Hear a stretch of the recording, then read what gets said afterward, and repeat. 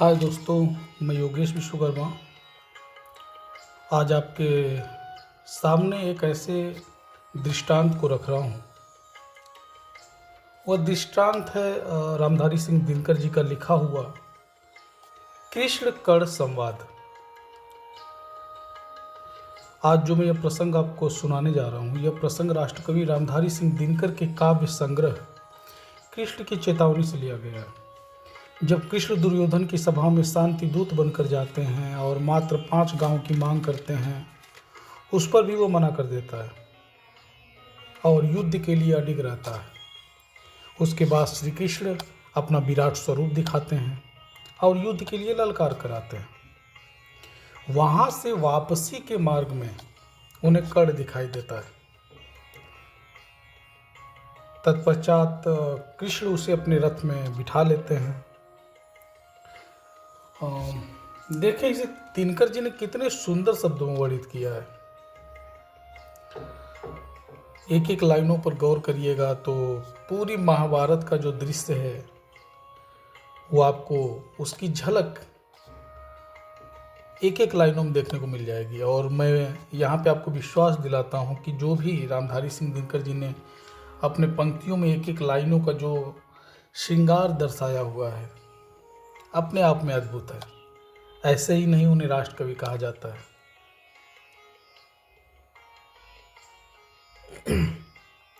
भगवान सभा को छोड़ चले, करके रणगर्जन घोर चले। सामने कर्ण सकुचाया सा, मिला चकित भरमाया सा। हरि बड़े प्रेम से कर धर कर ले चले उसे अपने रथ पर।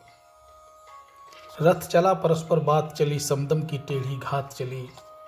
शीतल हो हरि ने कहा हाय, अब शेष नहीं कोई उपाय। हो विवश हमें धनु धरना है, छत्री समूह को मरना है। मैंने कितना कुछ कहा नहीं, विषव्यंग कहाँ तक सहा नहीं। पर दुर्योधन मतवाला है, कुछ नहीं समझने वाला है। चाहिए उसे बस रण केवल, सारी धरती की मरण केवल। हे वीर तुम ही बोलो अकाम, क्या वस्तु बड़ी थी 5 ग्राम।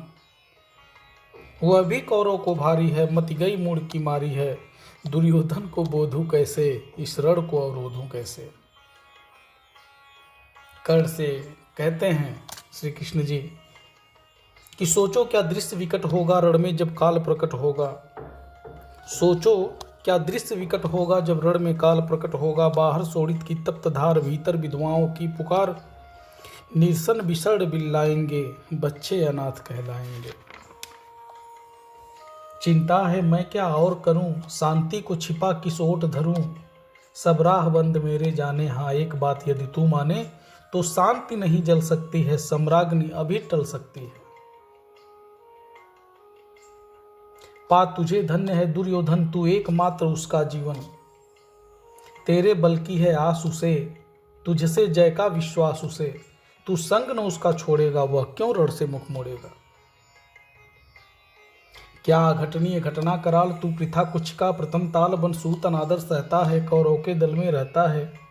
सर चाप उठाए 8 प्रहर, पांडव से लड़ने को तत्पर। माँ का स्नेह पाया न कभी सामने, सत्य आया न कभी। किस्मत के फेरे में पड़कर पाप प्रेम बसा दुश्मन के घर। निज बंधु मानता है पर को कहता है शत्रु सहोदर को। पर कौन दोष इसमें तेरा, अब कहाँ मान इतना मेरा। चल होकर संग अभी मेरे हैं, जहाँ 5 भ्राता तेरे। बिछुड़े भाई मिल जाएंगे, हम मिलकर मोद मनाएंगे। केशव कर्ण से कहते हैं, केशव जो हो है वो कर्ण से कहते हैं कि माँ का स्नेह पाया न कभी सामने, सत्य आया न कभी। माँ का स्नेह पाया न कभी सामने, सत्य आया न कभी। किस्मत के फेरे में पड़कर पाप प्रेम बसा दुश्मन के घर। पाप प्रेम बसा दुश्मन के घर।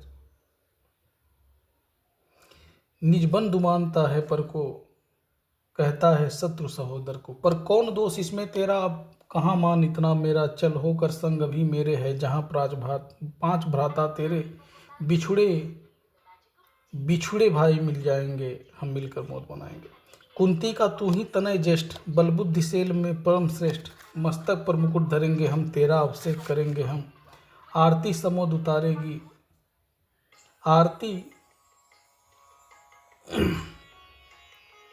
आरती समोद उतारेंगे, सब मिलकर पांव पखारेंगे। पदत्राण भीम पहनाएगा, धर्माचिप चंबल डुलाएगा। पहरे पर पार्थ प्रवर होंगे, सहदेव नकुल अर्जुन होंगे। भोजन उत्तरा बनाएगी, पांचाली पान खिलाएगी। आहा क्या दृश्य सुगम होगा, आनंद चमत्कृत जग होगा। सब लोग तुझे पहचानेंगे, असली स्वरूप में जानेंगे। खोई मणि को जब पाएगी, कुंती फूली न समाएगी। रणअनायास रुक जाएगा, कुरुराज स्वयं झुक जाएगा। संसार बड़े सुख में होगा, कोई न कहीं दुख में होगा। सब गीत खुशी के गाएंगे, तेरा सौभाग्य मनाएंगे। गुरुराज्य समर्पण करता है, साम्राज्य समर्पण करता है। यश मुकुटमान सिंहासन ले, बस एक भीख मुझको दे दे। कौरव को तज रोक सके, भूखा हर भावी सोख सके। इतना कुछ सुनने के बाद फिर कर्ण कहता है कि सुन सुनकर कर्ण अधीर हुआ, क्षण एक तनिक गंभीर हुआ। फिर कहा बड़ी यह माया है, जो कुछ आपने बताया है। दिनमणि से सुनकर वही कथा, मैं भीग चुका हूँ ग्लानि व्यथा। मैं ध्यान जन्म का धरता हूँ, उन्मन यह सोचा करता हूँ। कैसी होगी वह माँ कराल, निजतन से जो शिशु को निकाल धाराओं में धर आती है, अथवा जीवित दफनाती है।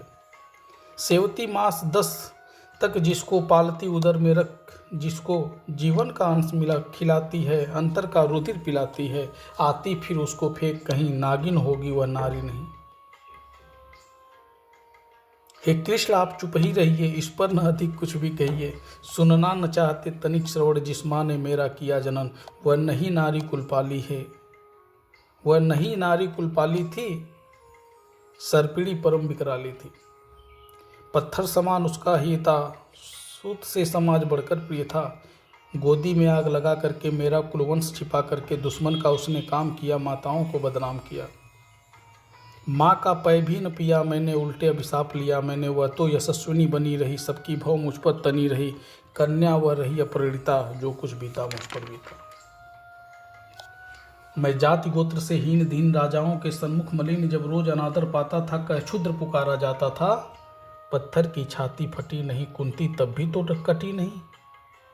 मैं सूत वंश में पलता था, अपमान अनुल में जलता था। सब देख रही थी दृश्य प्रथा, माँ की ममता पर हुई वृथा। छिपकर भी तो सुधि ले न सकी, छाया अंचल की दे न सकी। मैं हुआ धनुर्धन जब नामी, सब लोग हुए हित के कामी। पर ऐसा भी था एक समय, जब यह समाज निष्ठुर निर्दय, किंचित न स्नेह दर्शाता था, विष व्यंग सदा बरसाता था। हे कृष्ण जरा यह भी सुनिए, सच है कि झूठ मन में गुनिए। धूलों में था मैं पड़ा हुआ, किसका स्नेह पर बड़ा हुआ। किसने मुझको सम्मान दिया, निरुपता दे महिमावान किया। अपना विकास और रुद्ध देख, सारे समाज को क्रुद्ध देख। भीतर जब टूट चुका था मन, आ गया अचानक दुर्योधन। निश्चल पवित्र अनुराग लिए, मेरा समस्त सौभाग्य लिए। कुंती ने केवल जन्म दिया, राधा ने माँ का कर्म किया। पर कहते जिसे असल जीवन देने आया वह दुर्योधन, वह नहीं भिन्न माता से है, बढ़कर सोदर भ्राता से है। राजा रंग से बना करके, यशमान मुकुट पहना करके, बाहों में मुझे उठा करके, सामने जगत के ला करके, कर्तव्य क्या क्या न किया उसने, मुझको नवजन्म दिया उसने। है रीढ़ी कण का रोम रोम जानते सत्य, असुर सोम तनमन धन दुर्योधन का है, या जीवन दुर्योधन का है। सुरपुर से भी मुख मोड़ूंगा, केसों में उसे न छोड़ूंगा। सच है मेरी है आस उसे, मुझ पर अटूट विश्वास उसे। हाँ सच है मेरे ही बल पर ठाना है उसने महासमर। पर मैं कैसा पापी होऊंगा, दुर्योधन को धोखा दूंगा। रहसास सदा खेला खाया, सौभाग्य सुयस उससे पाया। अब जब विपत्ति आने को है, घनघोर प्रलय छाने को है, तज उसे भाग यदि जाऊंगा, कायर कृतज्ञ कहलाऊंगा। मैं भी कुंती का एक तनय, किसको होगा इसका प्रत्यय। संसार मुझे धिक्कारेगा, मन में वह यही विचारेगा। फिर गया तुरंत जब राज्य मिला, यह कर्ण बड़ा पापी निकला। मैं ही न सहूंगा विषम डंक, अर्जुन पर भी होगा कलंक। सब लोग कहेंगे डर कर ही, अर्जुन ने अद्भुत नीति गही। चल चाल कर्ण को फोड़ लिया, संबंध अनोखा जोड़ लिया। कोई भी कहीं न चूकेगा, सारा जग मुझ पर थूकेगा। तब त्यागशील जब योगदान मेरे होंगे, मिट्टी समान लोभी लालची कहलाऊंगा। किसको क्या मुख दिखलाऊंगा। जो आज आप कह रहे आर्य, कुंती से मुख से कृपाचार्य, सुन वही हुए लज्जित होते। हम क्यों रण को सज्जित होते। मिलता न कर्ण दुर्योधन को, पांडव न कभी जाते वन को। केशव, कर्ण कहता है हे केशव, लेकिन नौका तट छोड़ चली, कुछ पता नहीं किशोर चली। यह बीच नदी की धारा है, सुजता अनुकूल किनारा है। ले लील भले यह धार मुझे, लौटना नहीं स्वीकार मुझे। धर्माधिराज का ज्येष्ठ बनूं, भारत में सबसे श्रेष्ठ बनूं। कुल की पोशाक पहन करके, सिर ऊंचा चलूं कुछ तन करके। इस झूठ मूठ में रस क्या है, केशव यह सुयस सुयस क्या है। कुल गोत्र नहीं साधन मेरा, पुरुषार्थ एक बस धन मेरा। कुल ने तो मुझको फेंक दिया, मैंने हिम्मत से काम लिया, अब वंश चकित भरमाया है, खुद मुझे खोजने आया है। हे केशव, जिस नर की बाँह गही मैंने, जिस तरु की छाँव गही मैंने। दुर्योधन के बारे में कहता है कि हे केशव, जिस नर की बाँह गही मैंने, जिस तरु की छाँव गही मैंने, मैं उस पर न वार चलने दूंगा, कैसे कुठार चलने दूंगा। जीते जी उसे बचाऊंगा या आप स्वयं कट जाऊंगा।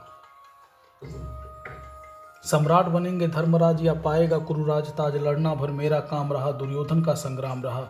मुझको न कहीं कुछ पाना है, केवल ऋण मात्र चुकाना है। कुरुराज्य चाहता मैं कब हूँ, साम्राज्य चाहता मैं कब हूँ, क्या नहीं आपने भी जाना, मुझको न आज तक पहचाना। जीवन का मूल्य समझता हूँ, धन को मैं धूल समझता हूँ। हाँ, एक विनय है मधुसूदन, लास्ट में हाथ जोड़कर कहता है कि हे केशव, कि हाँ एक विनय है मधुसूदन, मेरी यह जन्म कथा गोपन, मत कभी युधिष्ठिर से कहिए, जैसे हो इसे दबा रहिए, वे इसे जान यदि पाएंगे, सिंहासन को ठुकराएंगे। साम्राज्य न कभी स्वयं लेंगे, सारी संपत्ति मुझे देंगे, मैं भी ना उसे रख पाऊंगा, दुर्योधन को दे जाऊंगा, पांडव वंचित रह जाएंगे, दुख से न छूट वे पाएंगे। अच्छा अब चला प्रमाण आर्य, हो सिद्ध समर के शीघ्र कार्य। रामधारी सिंह दिनकर जी ने लास्ट में जो ये लाइनें लिखी हैं वो वाकई उन सारे दृश्य को मार्मिक रूप से जीवित कर देती है ये लाइनें कि अच्छा अब चला प्रमाण आर्य, हो सिद्ध समर के शीघ्र कार्य, रण में ही अब दर्शन होंगे, सार से चरण स्पर्शन होंगे, जय हो दिनेश नभ में बिहरे, भूतल से दिव्य प्रकाश हरे। इतना कह के कर्ण जो है श्री कृष्ण के रथ से नीचे उतर आता है। उस बीच में कर्ण और कृष्ण के बीच में जो भी संवाद हुआ, भगवान श्री कृष्ण एक सरसरी निगाह से कर्ण की तरफ देखते रह गए, कर्ण की बातों को सुनते रह गए। और मैं समझता हूं कि मित्रता से बड़ा, इससे बड़ा जीता जागता उदाहरण कर्ण और दुर्योधन के बीच की जो मित्रता है हो ही नहीं सकता। कृष्ण और सुदामा की मित्रता तो एक अलग पहचान दिलाती है, लेकिन मैं समझता हूं कि दुर्योधन और कर्ण के बीच के संवाद जो कृष्ण के सामने हुए हैं वो काफ़ी कौड़ा भरा दृश्य अपने आप में अहम भूमिका निभाता है। लास्ट में रामधारी सिंह दिनकर जी ने लिखा है कि रथ से राधे उतर आया, हरि के मन में विस्मय छाया। रथ से राधे उतर आया, हरि के मन में विस्मय छाया, बोले कि वीर सतबार धन्य, तू जसा न मित्र कोई अनन्य, तू कुरपति का ही नहीं प्राण, नरता का है भूषण महान। एक बार मैं दोबारा रिपीट करता हूँ इस लाइन को कि रण से राधे उतर आया, हरि के मन में विस्मय छाया, बोले कि वीर सतबार धन्य, तुस्सा न मित्र कोई अनन्य, तू कुरपति का ही नहीं प्राण, नरता का है भूषण महान। अगर मेरी ये लाइनें आपको अच्छी लगी होंगी तो ज़रूर मेरे चैनल को लाइक और सब्सक्राइब करिएगा, और कोशिश रहेगा कि ऐसी कुछ वीर रस से ओतप्रोत जो लाइनें हैं जो लिखी गई हैं कवियों द्वारा, उसको मैं अपने चैनल के माध्यम से आप लोगों के सामने उसे प्रस्तुत करूं। तो योगेश विश्वकर्मा को यहीं पर इजाज़त दीजिए। बहुत बहुत धन्यवाद आप सभी लोगों को सुनने के लिए।